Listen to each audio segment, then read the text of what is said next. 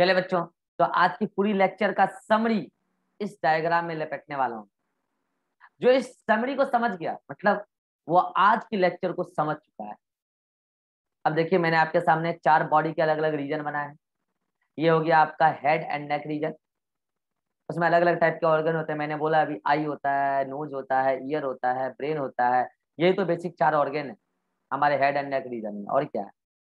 इसके अलावा आप अच्छा, स्पाइनल कॉर्ड नेक को होते हुए गुजर रहा है, ऐसा भी बोलोगे आप, स्पाइनल कॉर्ड नेक को होते हुए गुजर रहा है। ठीक है। इसके अलावा आप जब आओगे थोरैक्स रीजन में, तो थोरैक्स रीजन क्या होता है? नेक के नीचे और एब्डोमेन के ऊपर। ये क्या, सॉरी, डायफ्राम के ऊपर। ये आपका क्या डायफ्राम, ये डायफ्राम। तो नेक के नीचे और डायफ्राम के ऊपर क्या होता है? थोरेसिक रीजन होता है। और उसमें 2 इंपॉर्टेंट ऑर्गन मेनली क्या होते हैं? हार्ट होता है, और क्या होता है? हार्ट के साथ साथ लंग्स होता है। और अगर फीमेल की बात करेंगे तो ब्रेस्ट होता है। और मेमोरी ग्लैंड तो मेल में भी होता है। खैर मेमोरी ग्लैंड मेल में कोई रेगुलेशन उसका करना है नहीं, फीमेल में होता है। सेंसेशन आता है जब बेबी सक करेगा मिल्क को, तो हाइपोथैलेमस उसको रेगुलेट करेगा, सेंसेशन देता है। ठीक है। वहां पे रिसेप्टर लगे होते हैं, बताएंगे मेमोरी ग्लैंड रिप्रोडक्शन में। ठीक है। इसके अलावा एब्डोमेन के नीचे आ जाइए, सॉरी डायफ्राम के नीचे आ जाइए, तो एब्डोमिनल कैविटी होता है। और उसका जो ऊपरा हिस्सा है वो है अपर एब्डोमिनल कैविटी। स्टोमक है, लीवर है ना। और लोअर एब्डोमिनल कैविटी में पूरा का पूरा रिप्रोडक्टिव सिस्टम, यूरिनरी सिस्टम, मतलब कि किडनी वगैरह, यूरिनरी ब्लैडर वगैरह, वो सब कुछ कहाँ है? लोअर एब्डोमिनल कैविटी में। ये आपको पता है। तो इन अलग अलग, आपको पता है, अलग अलग जितने भी ऑर्गन्स है सब पे नर्वस सिस्टम का कंट्रोल होता है ऑलमोस्ट। तो वही तो आज मैं आपसे पूछने वाला कि किस ऑर्गन पे पैरासिम्पैथेटिक, किस, क्योंकि देखिए ये सारे ऑर्गन विसरल ऑर्गन्स हैं।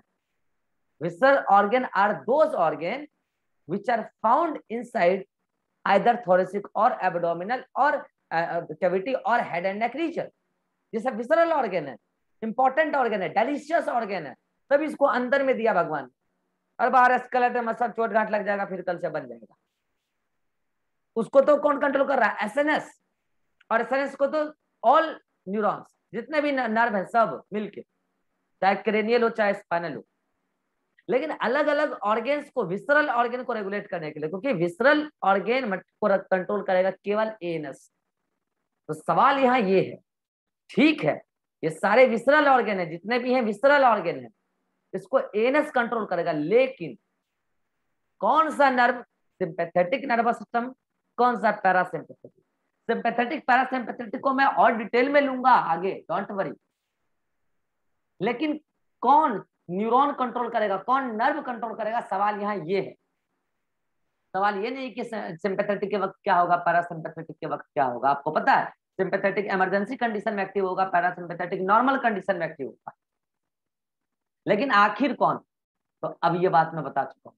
अभी मैंने साइड में लिस्ट दिया था आपको कि अगर हम क्रेनियल नर्व की बात करेंगे तो क्रेनियल नर्व में 3, 7, 9 और 10। और अगर हम स्पाइनल नर्व की बात करेंगे तो S2, S3, S4, ये सभी के सभी भाग लेते हैं पैरा में, पैरासिम्पैथेटिक नर्वस सिस्टम में। और T1 से लेके T12, L1, L2, L3 ये भाग लेते हैं सिंपैथेटिक में। लो साइड में लिख दिया मैंने, अब आपको देख के ही बोलना है बस। और मैंने बताया जो जहां से निकलता है उसके सामने वाले ऑर्गन में जो उसमें घुस जाएगा और उसको रेगुलेट करेगा। बस ये भाई साहब थोड़ा सा एक्सेप्शन है। ये भाई साहब जहां निकलते हैं ब्रेन से वहीं के ऑर्गन को रेगुलेट नहीं करते हैं, तो कहते हैं मुझे वहां तक जाना है, दूर तक। ये दूर का सोचते हैं। चलिए आइए अब एक एक करके देख लेते हैं। मैंने कहा जो ऑर्गन हेड नेक रीजन में, उसके सिंपैथेटिक नर्वस सिस्टम को, उसके सिंपैथेटिक कंट्रोल किसके हाथ में? तो एक बात बताइए, सिंपैथेटिक में कौन कौन है? क्या कोई क्रेनियल नर्व है? क्या कोई क्रेनियल है सिंपैथेटिक में? नहीं है। अब आप ही बताइए, सिंपैथेटिक में ऑल थोरेसिक स्पाइनल नर्व और L1, L2, L3 spinal nerve है, तो कौन हेड और नेक के करीब है? आप ही बताइए। थोरेसिक, यस और नो? और थोरेसिक में भी ज्यादा करीब कौन है? अपर थोरेसिक, T1 से लेकर T6 तक। तो पता है यहां आपका क्या आंसर होना चाहिए था? सिंपैथेटिक कंट्रोल को। क्या क्रेनियल नर्व है नहीं तो क्या सिंपैथेटिक कंट्रोल नहीं होगा? इमरजेंसी में कंट्रोल नहीं होता, आई ईयर वगैरह होता है ना, तो कौन करेगा? तो उस टाइम, क्योंकि इमरजेंसी में आप जानते हैं आई पूरा उसका जो पिप्यूल होता है डायमीटर उसका बढ़ जाता है। तो उस टाइम कौन करेगा? तो उस टाइम करेगा sympathetic control by upper thoracic spinal nerve, upper thoracic spinal nerve. इसमें आप T1 से लेकर T5 तक इन जनरल बता सकते हैं, T6 तक भी बता, T6 तक भी बता सकते हैं। वो जो सा ब्रांच यहां से निकल के नेक को क्रॉस करते हुए वहां तक पहुंच गया, हेड और नेक रीजन तक, वो रेगुलेट कर देगा। चलो बहुत बढ़िया। अब बात करते हैं किसकी? Parasympathetic control of organ in head and neck region. Parasympathetic control कौन करेगा? तो क्या पैरासिम्पैथेटिक कंट्रोल किसी क्रेनियल नर्व के पास है? हाँ बिल्कुल है, हाँ बिल्कुल है। किसके पास है? 379। तो बच्चे वही करते हैं, यहां लिख देते हैं 37910, 10 नहीं लिखता। वेगस यहां से निकलती जरूर है ब्रेन से, लेकिन वो यही नहीं रहती, वो यहां तक आ जाती है। तो वो वहां के ऑर्गन को रेगुलेट ही नहीं करती। मैंने कल उस दिन भी बोला था, उसके ब्रांच बहुत सारे होते हैं, जितने भी ब्रांच हैं वो अप टू अपर एब्डोमेन तक जाते हैं। तो वो वहां के ऑर्गन को रेगुलेट ही नहीं करेगी, वो नेक को भेजते हुए, थॉरेक्स को भेजते हुए अपर एब्डोमेन तक आ जाती है। और थॉरेक्स में भी अपना कुछ पार्ट निकाल देती है लोग, और यहाँ पे भी, लेकिन ब्रेन में नहीं, ब्रेन में नहीं, नेक में भी नहीं। इसका मतलब यहाँ पे आपको 10 नहीं लिखना था, ये बात इंपॉर्टेंट। चलो भाई, जो organ head and neck region में, उसका तो खेला समाप्त हो गया। अब बात करते हैं थोरेसिक रीजन में। थोरेसिक रीजन में मेनली हार्ट है, लंग्स है, मेनली हार्ट है, और भी कुछ ग्लैंड्स वगैरह हैं, ऐसा नहीं कि नहीं। अब इसका सिंपैथेटिक कंट्रोल, क्या यहाँ पे कोई ऐसा स्पाइनल नर्व है, क्योंकि ब्रेन तो खत्म हो गया, अब तो स्पाइनल कॉर्ड नीचे जा रहा है, क्या यहाँ पे कोई ऐसा स्पाइनल नर्व है जो सिंपैथेटिक कंट्रोल रखता हो? बिल्कुल है। सारा का सारा तो थोरेसिक और L1 L2 L3 है। तो अगर कोई ऑर्गन थोरेसिक रीजन में है तो थोरेसिक स्पाइनल नर्व कंट्रोल कर लेगा, दूसरे पे क्या डिपेंड करेगा? तो यहाँ क्या लिखोगे? By thoracic, all thoracic, all thoracic spinal nerve. कई बुक लिखती है कि इसमें L1 का भी पार्टिसिपेशन है, आप मेडिकल कॉलेज में पढ़ोगे। कुछ लोगों का मानना है कि L1 भी भाग ले लेती है, लेकिन मेनली भाई थोरेसिक है। L1 स्पाइनल नर्व भी भाग ले लेती है, लो लिख दिया मैंने। अगर रिजेक्ट करना हो तो कर देना। कुछ बुक लिखती है, कुछ नहीं लिखती है, ठीक है, लेकिन थोरेसिक तो गारंटेड है, थोरेसिक तो करेगी भाई। वो निकल के जाएगी कहाँ? थोरेसिक में रह जाएगी, कहाँ जाएगी? वहां के ऑर्गन को रेगुलेट करेगी। ठीक। पैरासिम्पैथेटिक, क्या वहां पे कुछ ऐसा है जो पैरासिम्पैथेटिक को कंट्रोल करे? नहीं, नहीं। तो क्या कोई नीचे से ऊपर जाएगा? नहीं। ऊपर से नीचे आने वाला कौन? वेगस। अरे यार वेगस, 10th क्रेनियल नर्व, वो ऊपर से नीचे आ रहा है, थोरेसिक रीजन में अपना ब्रांच निकाल दिया। बोलो। इसके बाद आ जाओ इधर, organ in upper abdominal cavity, stomach है लीवर है, ये सब है यहाँ पे। और क्या? इवन डायफ्राम भी है, डायफ्राम भी अपर में ही काउंट करते हैं, अपर एब्डोमिनल कैविटी में, ठीक है। तो इसको कौन कंट्रोल करेगा? तो बताओ, क्या यहाँ पे कोई सिंपैथेटिक वाला है अपर एब्डोमिनल कैविटी में? है ना, लंबर है ना, तो सिंपैथेटिक को तो कंट्रोल कर ही सकता है। कौन? लंबर। चलो भाई, इसमें लंबर का भी नाम देते हैं हम लोग, और लोअर थोरेसिक का भी नाम देते हैं, क्योंकि केवल लंबर से काम नहीं चलेगा। तो लोअर थोरेसिक नीचे गिर रहा है, तो उसका कुछ ब्रांच इधर आ जाता है, कुछ ब्रांच इधर नीचे आ जाएगा। Lower thoracic spinal nerve and L1 L2 L3। क्या ये बात क्लियर है? सिंपैथेटिक, बोलो सिंपैथेटिक। अगला पैरासिम्पैथेटिक, सोच के बताओ। सभी लोग चैट में बोलो पैरासिम्पैथेटिक, सोच के बताओ। पैरासिम्पैथेटिक, सोच के बताओ।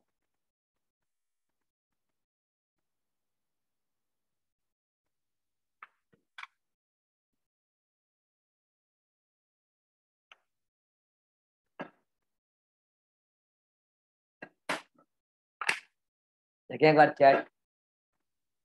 Parasympathetic vagus. अरे सेक्रल कहां से?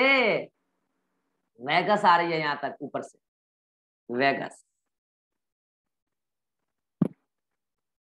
वेगस। और तुम ज्योति सैक्रल कहां से, सैक्रल तो पैरासिम्पैथेटिक करता है लेकिन वो तो नीचे है। ठीक है, चलिए अगला। तो ये बात एक मिनट रुको, एक चीज मिस्टेक हो गया है, ये L1 यहाँ नहीं, सॉरी सॉरी सॉरी, यहाँ तो ऑल थोरेसिक, यहाँ पे L1। एक मिनट रुक जाओ यार, उल्टा हो गया। यहाँ तो ऑल थोरेसिक गारंटेड, यहाँ पे lower thoracic mainly, lower thoracic spinal nerve, और कुछ किताब लिखती है L1 स्पाइनल नर्व, क्योंकि ये बात आप अपर एब्डोमेन की कर रहे हो, और वहां पर जाके L1 खत्म होता है, और उसका नीचे फिर L2 L3 जाता है। ठीक है, ये स्पाइनल कॉर्ड है पूरा, मान लेते हैं। अब बात करते हैं सिंपैथेटिक इन लोअर एब्डोमेन। क्या यहाँ पे कुछ है ऐसा, सिंपैथेटिक कुछ है जो डायरेक्ट कर देगा? सोचो, है ना?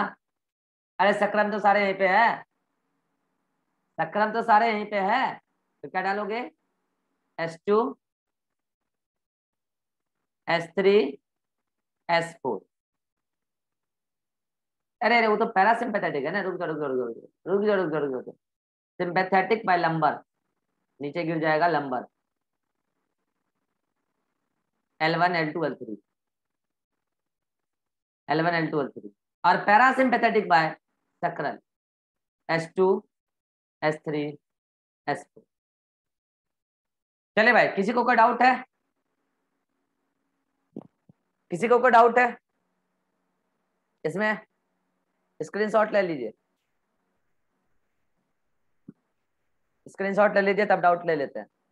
चलिए बोलिए, क्या डाउट है?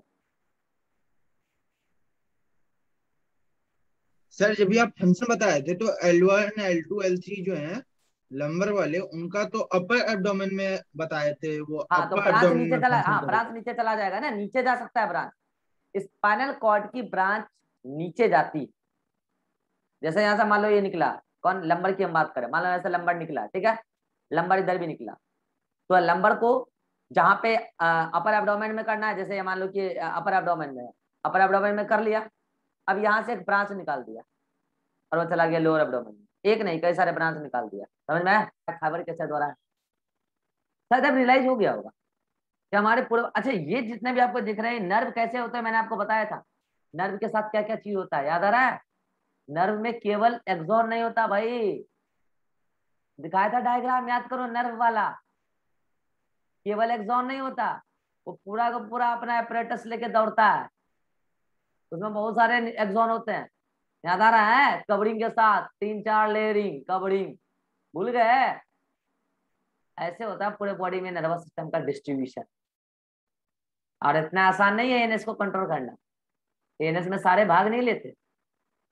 एनएस में ये रहा लिस्टिंग आपके सामने, ये 4 स्पाइनल क्रेनियल नर्व, और ये सारे स्पाइनल नर्व, उसमें से भी कुछ पैरासिम्पैथेटिक और कुछ सिंपैथेटिक।